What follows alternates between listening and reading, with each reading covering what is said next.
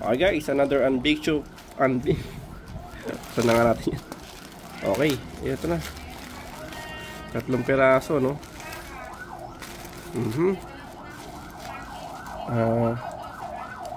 Check natin dito.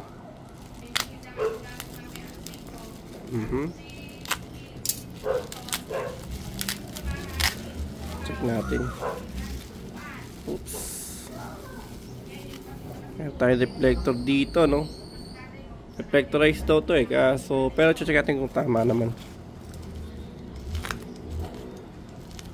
Ito naman, check natin dito. Uy, ito pa oh. Meron din tayong eto. Yellow siya, no? Nag-reflect din siya. So, ayan gagamitin natin.